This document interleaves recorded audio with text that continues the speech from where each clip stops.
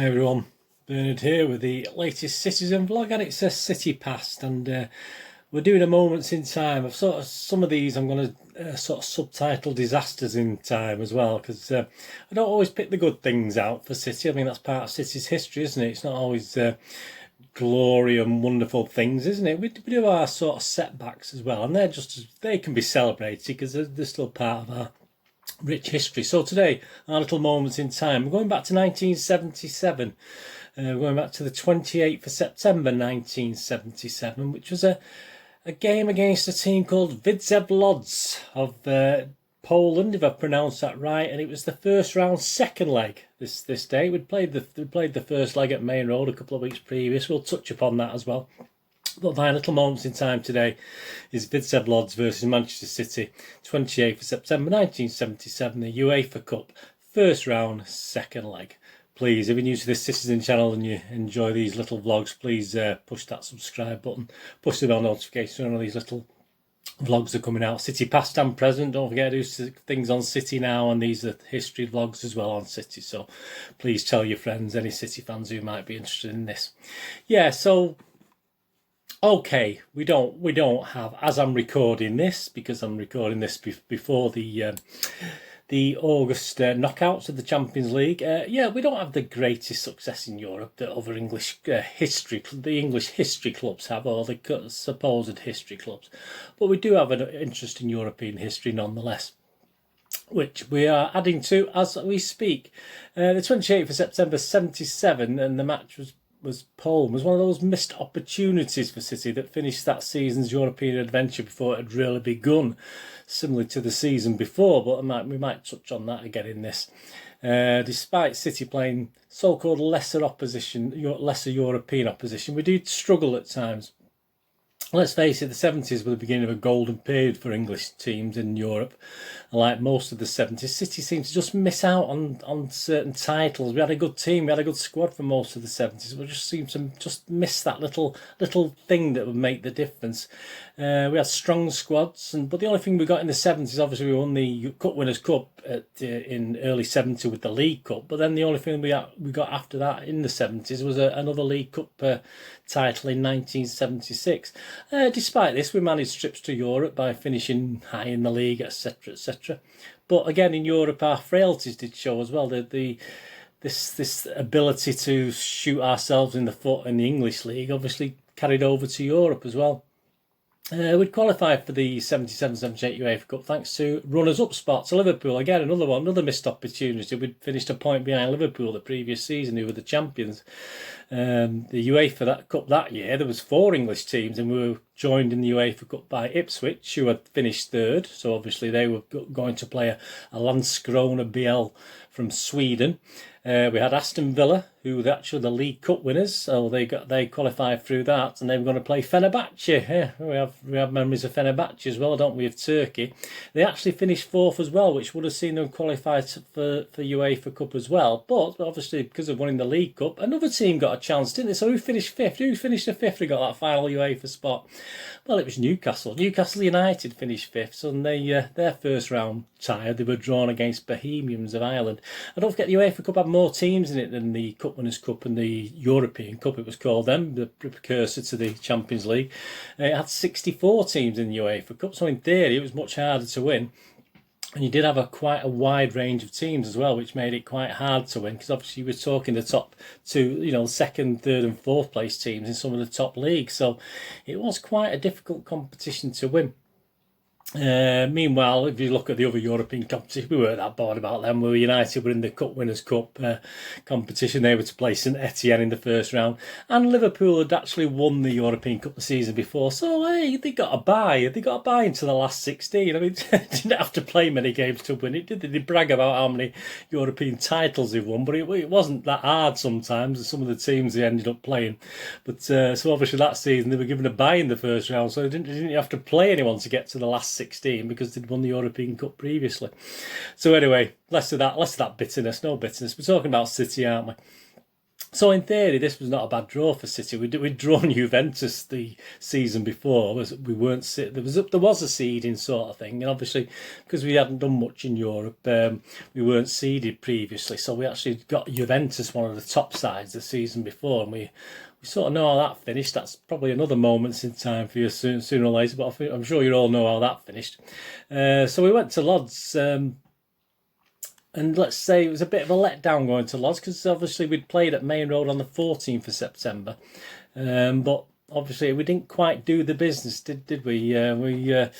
So we went to Lodz with confidence, but a bit more on the first game in a minute. I mean, don't be conned by Liverpool and United fans about their great European nights at Anfield and Old Trafford. At Main Road, they were pretty special as well. I remember from going in the late 60s and 70s. They may not always been the biggest crowds or lots of important matches, but European games under the lights, even at Main Road, were definitely something special. In that first game on the 14th of September, Tony Book had hoped in his programme notes for a 3-goal margin to take back to Poland with us, but obviously we all hoped that was possible. It was all going so well in that first game. I was there in that first game. Confidence was high by half time. We were comfortably 2-0 up with goals from Peter Barnes and Mike Shannon in the first half. But it all sort of sadly went wrong in a very scrappy, bad-tempered second half. I mean, Lodz played the game not in the best way either. City were looking for more goals, and we left ourselves a little bit exposed at times, and Lodz actually hit us on the break and actually managed to not just pull 1 goal back, they managed to get 2 goals back. One was a penalty, but scored by the Polish international MOLINEUX. A lot of people knew him at the time, obviously with playing for Poland against England. He scored both goals, and they ended up getting a 2-2 draw.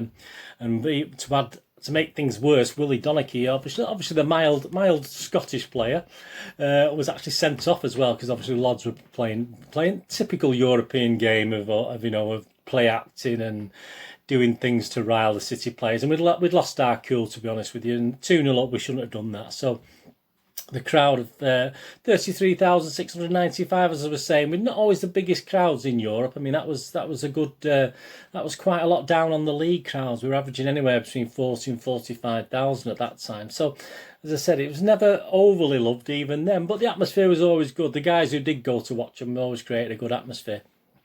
So, like the crowd, Tony Book was disappointed by the display, and obviously this takes us to the second leg. We've got a chance, it's 2-2. I mean, Tony Book commented in the programme after the home game with Vidset Lodz was that he made the following statement: "I'm going to Poland with the emphasis on experience. I will select a side specifically for this match.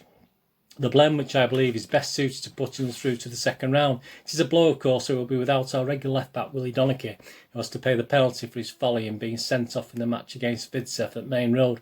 Automatically, he is punished with a 1-match suspension from the next European game, and that should be sufficient to bring all the City players to their senses about the need to keep their cool in these tense matches," which we didn't do in the first one.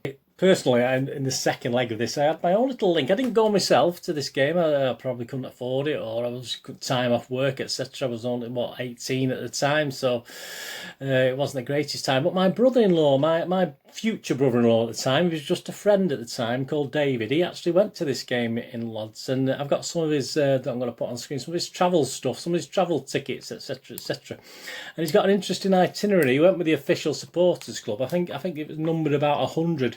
Went to this game, so he actually went with the official supporters club group. And just reading from his itinerary, I'll just read the first part of it, because there's an interesting thing on the second part. It was the Manchester City Supporters Club trip to Poland, 27th to the 29th of September 1977. Midnight on the 26th of 27th September, depart by private coach from Manchester City's football ground Main Road for London Heathrow Airport, arriving in time for breakfast. Tuesday the 27th of September, check-in at Terminal 2 no later than 10:50. Depart by LOT Polish Airlines, flights LO, what number's that? 342 at 11:50. Arrive at Gdansk, Danzig Airport, Poland, 14:15. Upon arrival and after clearing customs and immigration, you will be transferred by private coach to your hotel in Warsaw. so you can see which hotel it is from the stubs. The remainder of the evening is free, so you can do what you want, obviously. Wednesday the 28th of September 1977, the time of the match, of course. After breakfast at approximately 900 hours, your coach will take you to Lodz for the football match, after which it will return you to your hotel. And I'll finish off the itinerary after, because it's quite obviously it wasn't just on the pitch that there were problems for City fans and City in general. So we and about 100 City fans made the trip. Sadly, a partisan crowd of estimates anywhere between 35 to 40,000. There's no exact figures. Watched their heroes claw out and battle a 0-0 draw against City. So obviously, with the away goal thing, City actually ended up going out. It was a very unimpressive stop-start, scrappy sort of match. Tony Buck again commenting in the home programme after summed up where the game was lost, not in Poland but 2 weeks earlier. It said, "We have only ourselves to blame for failing in our task against Vitesse Lodz. The match should have been won in the home tie, and if you look back over my preview notes on the tie, the message was clear. We needed 3 clear goals to visit Poland." Well, a couple would have probably done it, even one might have done it. To clear goals to visit Poland in a relaxed frame of mind. Anything less meant that we had an uphill task. Because of lapses at Main Road, when we should have stitched the first leg up with a bundle of goals, we went to Lodz at a great disadvantage. With away goals counted double and the Vitesse team having 2 in their pocket, it meant we had to win or at least earn a 3-3 draw. It wasn't on. We had to go in front of 40,000 partisan fans and play to the strength of the opposition. There is no question that they are equipped to defend powerfully and physically, and beyond that they do not have a lot to offer. This is the annoying aspect of our failure to progress, because Vitesse are unrated and I cannot see them getting much further in the competition. They have shortcomings in attacking play and do not seem capable of scoring many goals. We'll tell it how it is, Tony. Good enough to beat us, though, unfortunately.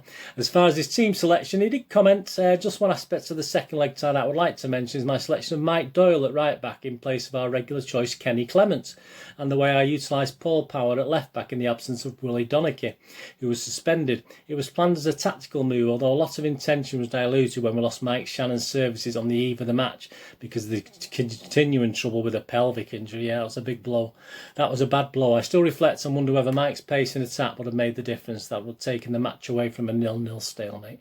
We need a result, not a stalemate. Of course, Mike Doyle was injured in the first half and limped off with a sprain to be replaced by Kenny. I was satisfied with the effort the City players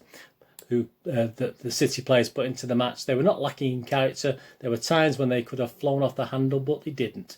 There are little acting sessions and irritations that we know about when we go abroad or play foreign teams, and we have to accept them. A little bit of a bitter pill to swallow there for Mr. Buck, wasn't he? He wasn't the most gracious in defeat. I understand his feelings. Obviously, his tactics changed with injuries, etc. But perhaps we should have really been good enough still to go through on the night and beat the team at the end of the day, not even look for a draw. But there you go, all credence to Vitesse Lodz for actually doing the business. The City team that night was Corrigan, Doyle, Booth, Watson, Power, Owen, Hartford, Barnes, Kidd, Royal and Stewart. So as you can see from that lineup, not a bad little team that should have perhaps done the job. As far as the fans, this is where we get back to the itinerary, isn't it? The disappointment was to get worse for the fans, because obviously back to the itinerary on the Thursday, obviously after the match. After breakfast, depart by private coach for Warsaw Airport at 6:30 a.m. After check-in, depart by LOT Polish Airlines flight LO341 at 08:10 a.m. Arrive London Heathrow Airport at 10:40. On arrival and after clearing customs and immigration, a coach will return you to Main Road, arriving at approximately 16:30.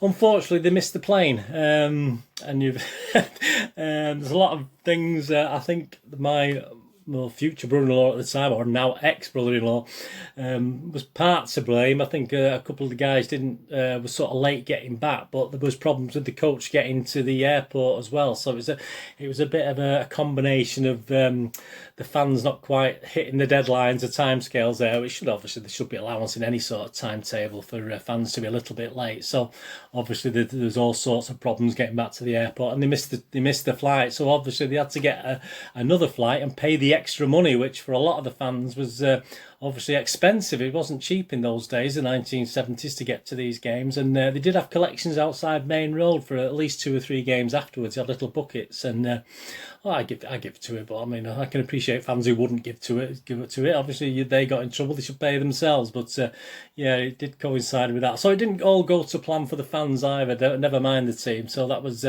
quite interesting. So if you remember putting in those collection buckets, please tell me so. So as I said earlier on, it's not just on the pitch, but also off the pitch. We had a bit of a disaster that night, wasn't it, for City and the fans? So yeah, I thought it was quite interesting to share that with you. And obviously, thanks for sharing this little thing, this little moments in time, a disaster in time with me. The 28th of September 1977, Sept Lodz versus Manchester City in the UEFA Cup first round. Unfortunately, we didn't go any further.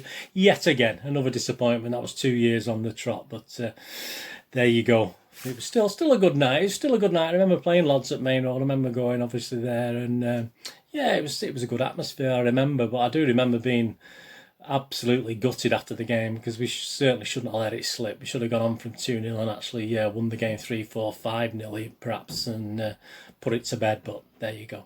Anyway, thanks for joining. Let me know any comments. Did you go on that trip? Were you one of the guys on the official supporters club trip? What do you remember about it? Was it David's fault? Do you remember David? That'd be interesting to know. Anyway, he was honest enough with me. He said he thought he was partly to blame, but I think there was more than that one thing, wasn't it? I think other things worked against them as well. Anyway, please check all my links on screen. And if you're into movies and TV drama, please check out my little vlogs on that as well. I do little reviews on the check the playlists on that. And if you can look at my little website, moviegamenostalgia.com, for old rare DVDs, movie posters and board games on there, that'd be absolutely fantastic. Thumbs up to you. Anyway, thanks for joining me today for this. Hopefully you can join me again for another Citizen past or present in the very near future. This is Bernard saying, whatever you're going to do with yesterday, have a great one. Look after yourselves, look after your friends, look after your family, and let's all look after each other. And please, until we meet again, stay safe, please. Thanks for watching. Bye-bye.